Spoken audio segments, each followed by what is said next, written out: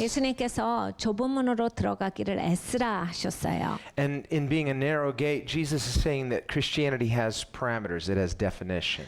좁은 문이다라고 했을 때 이제 기독교는 아주 명확한 정의가 있다라는 말씀입니다. It has focus. 초점이 있어요. And we need that focus. 우리는 초점이 필요합니다. When Jesus says, follow me, 예수님께서 말씀하시기를 나를 따르라 하셨어요. this is never as a mannerism. 매너리즘은 절대 아니죠. But there's something in seeking Christ, in seeking who He is. 예수님을 구하고 예수님을 따른다라고 했을 때 This is the goal of our faith. 이것이 우리의 믿음의 목적입니다. The Bible says in Hebrews, looking unto Jesus. 히브리서 저자가 말합니다. 그리스도를 바라보라.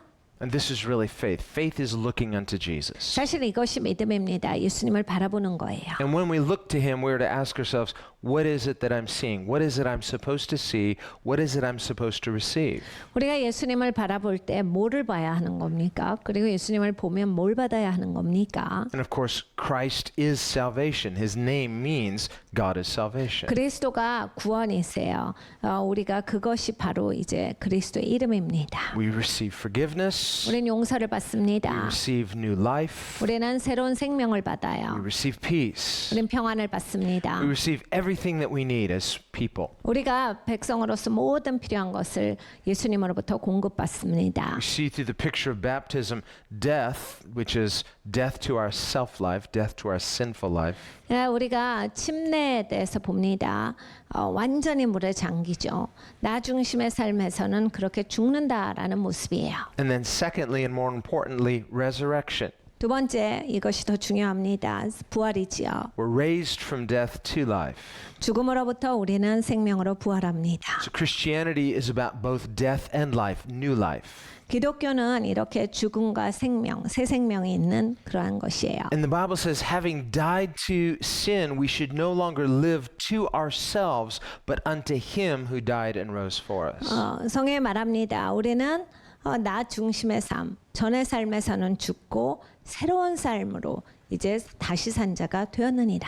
So the resurrected life in Christ is a life that is not self-focused, 우리가 그리스도 안에서 다시 산 삶은 자기 중심의 삶이 그래서 아닙니다. but is God-focused. 하나님 중심의 삶이에요. In other words, living for a different purpose. 다른 목적을 위해서 사는 겁니다. That's what Christ means when He says, follow me. 그래서 예수님께서 나를 따르라 하셨어요. This is not something mechanical, 이거는 이제 막 기계적인 따름이 아니에요. but we're to learn a new way.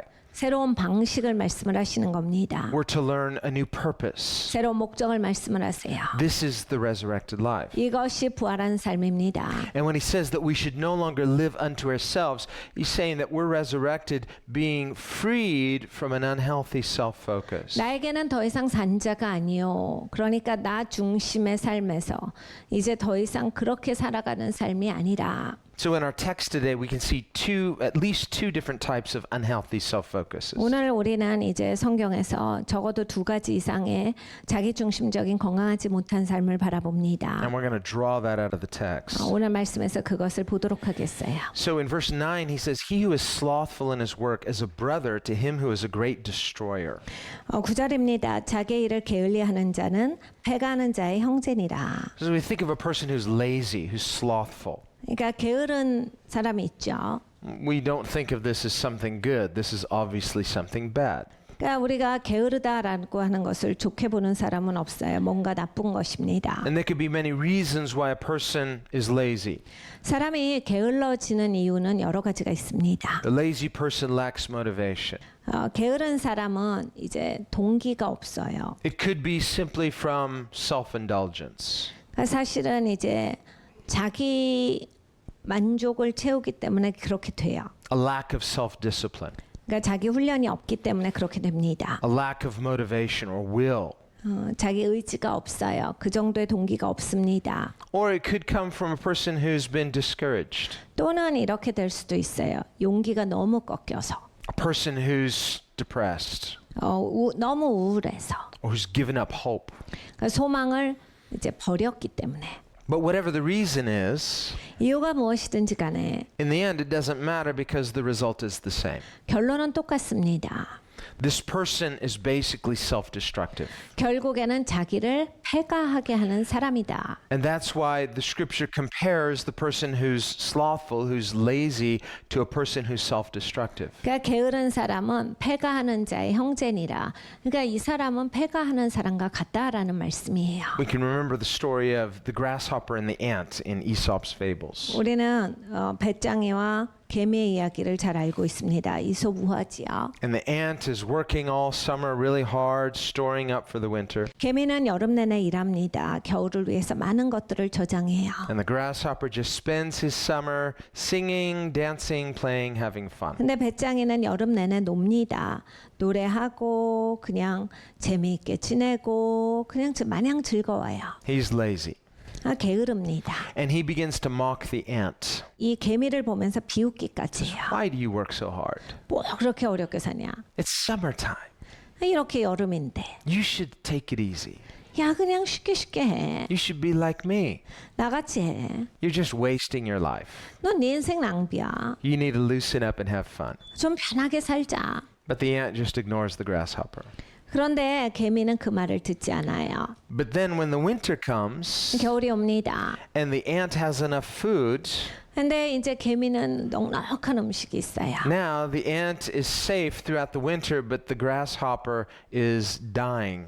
개미는 이제 겨울 내내 아무 부족함 없이 잘 지냈지만 배짱이는 이제 굶어 죽어갑니다. Because he didn't prepare for winter. 겨울을 위해서 준비하지 않았기 때문이에요. So this is an example, one example of the person who's lazy who is ultimately self-destructive. 그러니까 결국에는 게으른 인생을 살게 되면 막판에는 폐가하게 된다라고 하는 아주 좋은 예가 되는 우화입니다. It's a person who's self-indulgent. 그러니까 자기 만족을 위해서 그냥 살면 And this could have many different ways that it manifests. 이건 굉장히 다양한 방식으로 삶에서 표출이 됩니다. A person could just be irresponsible like the grasshopper. 이 배짱이와 같이 아예 그냥 책임감이 없는 분들이 있어요. This person just lacks maturity. 그러니까 성숙함이 없는 They're not looking ahead, so they're not wise, they're foolish. 미래에 대한 생각이 전혀 없고 그러니까 굉장히 지금을 어리석게 삽니다. And then later, when calamity comes, they blame others. They never take responsibility. 막상 이제 미래가 닥치면 남 핑계를 대지요. 다른 사람 때문에 이렇게 됐다. 본인은 아무 책임도 지지 않아 놓고. So we see that being responsible is a spiritual virtue.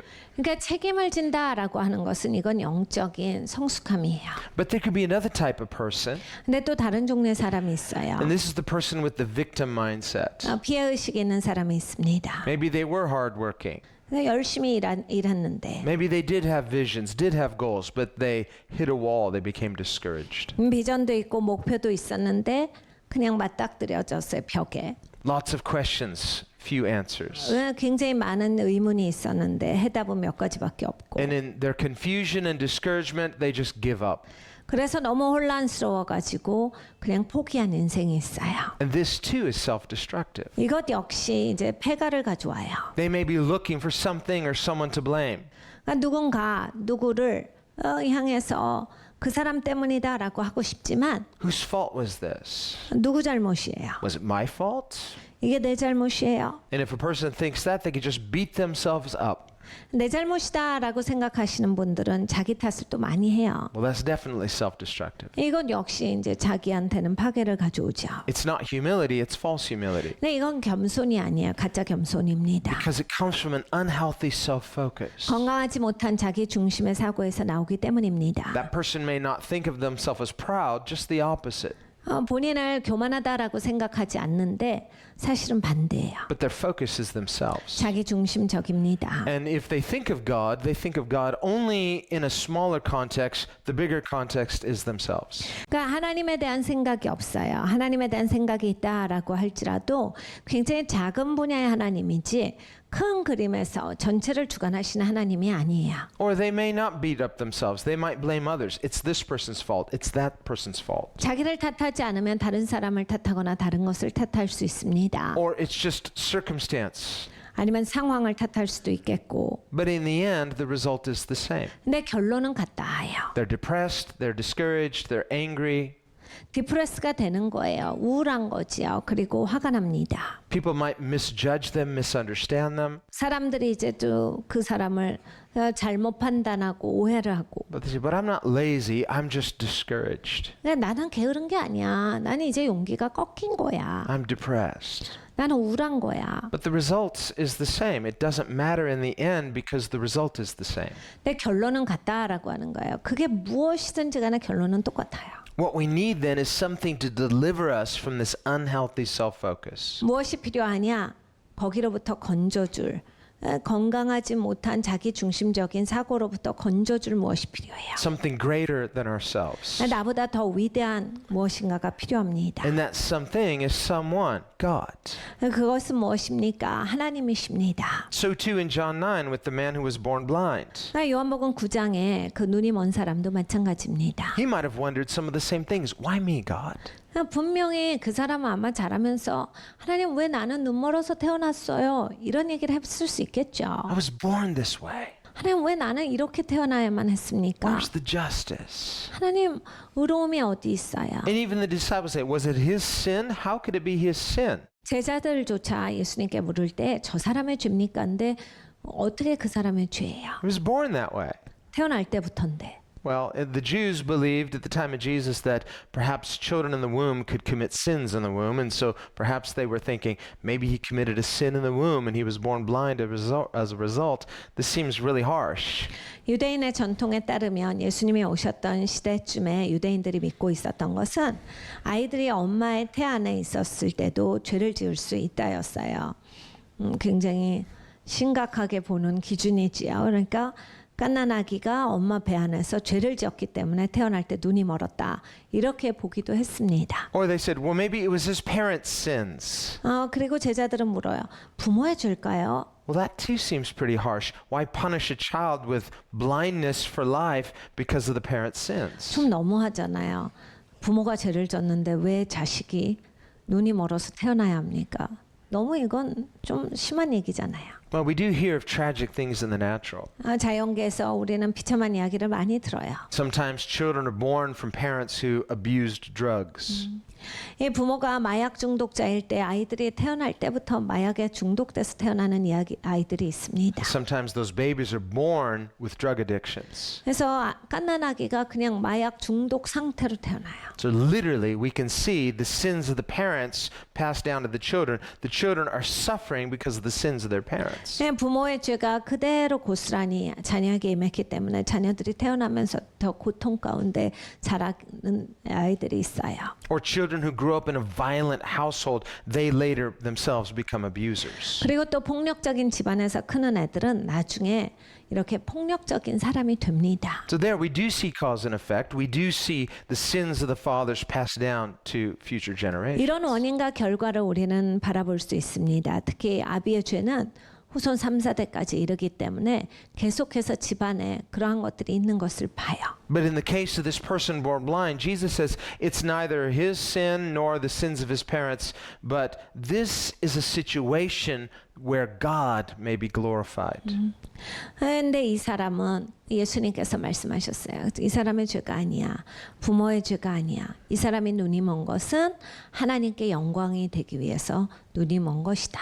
What's Jesus saying? 예수님 하시는 말씀은 뭐예요? Jesus is changing the focus from a self-focus to a God focus. 예수님은 자기 중심의 사고에서 하나님 중심의 사고로 이들의 사고를 바꿔주셨습니다. And so he's not saying that the blindness itself glorifies God. He's saying because Jesus is here, now the focus is going to change. 네, 이런 거예요. 눈이 먼 게 영광스럽다가 아니라 예수님이 이 사람 앞에 계시기 때문에 이걸 바꿔주실 거라서 이것이 영광스럽다. We see then that wherever Jesus is, the focus changes. 여러분, 예수님이 계시는 곳마다 초점이 바뀝니다. Wherever Jesus is, he becomes central, not self. 예수님께서 계시는 곳마다 예수님이 중심이세요. 우리가 아닙니다. This is what Jesus means when he says, you must deny yourself, take up your cross and follow me. 예수님께서 너 자신을 부인하고 십자가를 지고 나를 따르라 라고 하신 말씀이 그것이에요. Involves precision.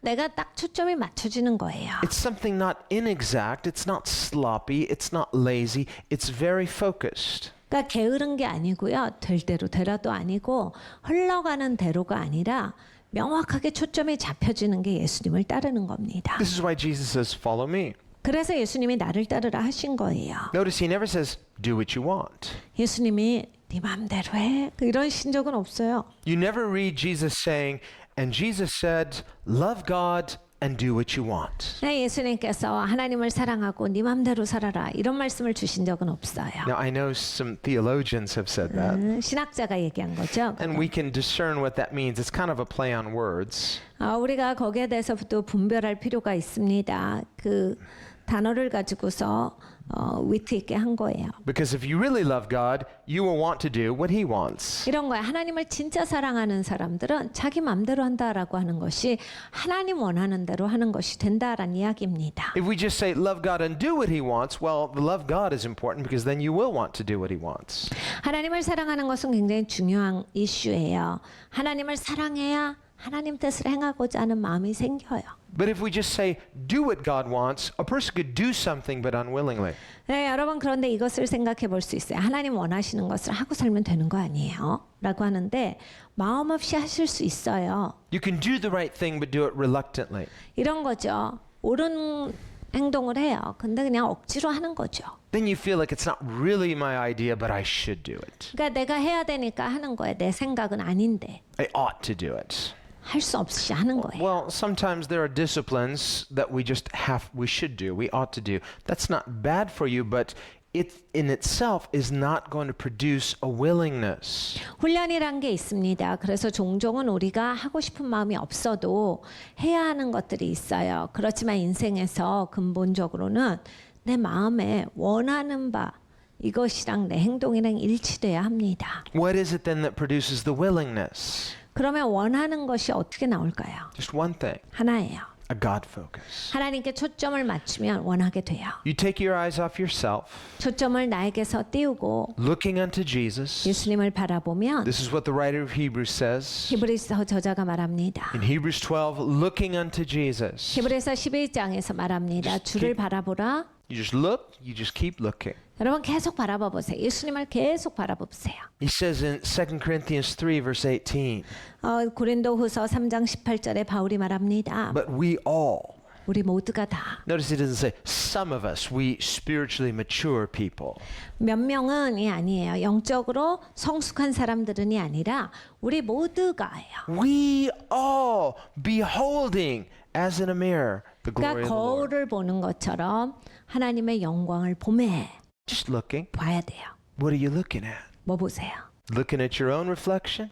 나를 바라봅니까? No, not I, but Christ. 그리스도를 봐야 합니다. Just get so fascinated with Jesus. 우리가 그리스도께 진정 매력을 느껴야 돼요. Get so impressed with Jesus. 그리스도께 큰 감명을 받아야 합니다. Fall so in love with Jesus. 이 예수님과 너무나 깊은 사랑에 You just 빠져요. forget about yourself. 그래서 나에 대해서는 잊어버리고 You're just so overwhelmed with His greatness. 예수님의 위대하심에 넘치는 감명이 있어야 합니다. And this becomes the catalyst for a willingness to do what He wants. 이렇게 돼야 이제 하나님 원하시는 대로 하고 싶다 이런 마음이 생깁니다. To see Him is to know Him. 그러니까 예수님을 봐야 이제 예수님을 아니까요. And to know Him is to love Him. 그래 예수님을 알면 사랑하게 돼 있어요. To love Him is to live for Him. 예수님을 사랑하며 예수님을 위해서 살게 됩니다. And to live for Him, this is life. 여러분 그리고 예수님을 위해서 사는 게 진짜 인생이에요. It all starts with a look.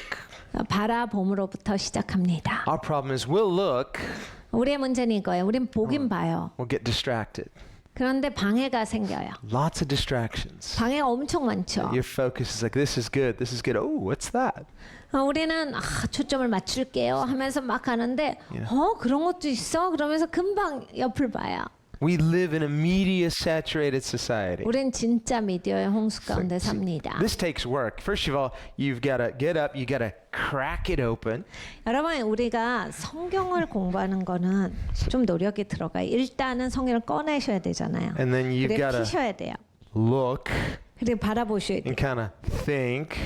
그리고 생각도 해봐야 돼요. So it's not a picture Bible. It's 이게 그림책 성경을 잘 안 보시잖아요. 우리는 글씨 성경책을 You 보니까. get to read, think about it, meditate on it, and digest it, and you allow this word to kill our flesh and awaken us spiritually. 보고 읽고 생각해 보고 묵상도 해야 돼요. 그리고 내가 그것을 받아들일 때 내 육은 죽고 내 영은 사는 역사까지 있어야 돼요. And the more we do it consistently, the more spiritually mature we become, the more free we become. 우리가 이것을 하면 할수록 영적으로 더 성숙해 되고 그리고 이제 더 자유하게 돼요. And do your best to avoid all the distractions. 방해받지 마시고. Just every time a junk mail up, delete, delete, delete, delete, delete. 그러니까 정크메일이 오면 열지 마시고 지우는 겁니다. You know, it's like we have so many distractions. 우리는 방해받는 게 너무 많아요. You know, now it used to be the 15-second rule. Now it's 5 seconds. You know? 여러분 요즘에는 광고가 15초 하면 아무도 안 본다라고 해요. 5초도 잘 못 보시죠. You get those ads and it has 5 seconds. Skip in 5 seconds. You're like 5, 4, 3, 2, 1, skip. Right? 여러분 유튜브 보실 때 너무 힘드시잖아요. 5초 견디는 게. 이거 왜 이렇게 5초가 긴지 이 세상 시간 다 들여지는 것 같잖아요. Later it's going to be 1 second. Even that we don't like.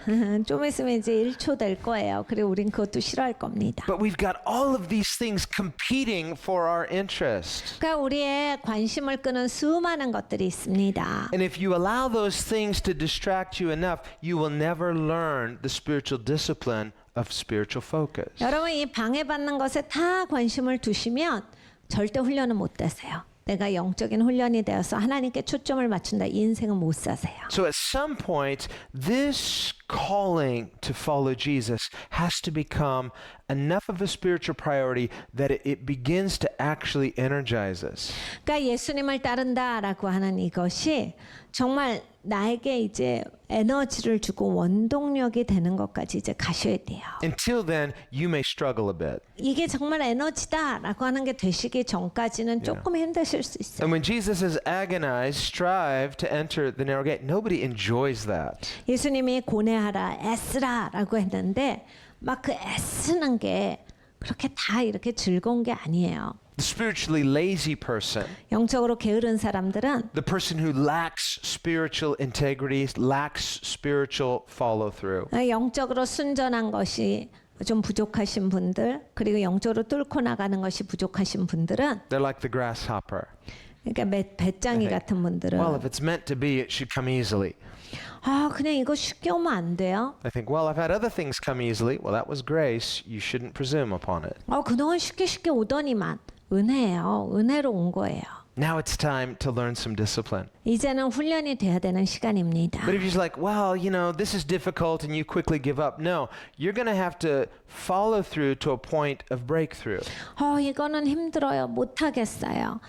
그게 아니라 내가 뚫고 나아가면 돌파가 와요. There's no breakthrough without persistence. 끈질긴 거 없이 돌파는 오지 않습니다. That's what follow through is. It's persistence. First follow through, then breakthrough. 여러분 끈질기게 뚫고 나가는 게 있으셔야 돌파가 오는 겁니다. So in the meantime, not every spiritual discipline is going to be enjoyable, but if you will follow through, the result will be a greater freedom and a greater effectiveness. 그러니까 영적으로 뚫고 나가는 것이 언제나 쉽지만은 않아요. 그리고 가볍고 그렇게 되지만은 않지만 뚫고 나아가시면 여러분 더 큰 자유를 누리게 되세요. 그리고 여러분은 더 효과적인 인생이 되세요. Greater position, greater freedom, greater effectiveness. 그러니까 더 큰 포지션을 차지할 수 있고 더 자유할 수 있고 더 큰 책임이 맡아지고 이러는 겁니다. This is what God wants to produce in our lives. 하나님께서 우리의 삶 가운데 열매 맺기를 원하시는 것은 And because 이것입니다. this is what He wants, this is what we should want too. 하나님의 원하시는 게 이거기 때문에 우리도 이것을 원합니다.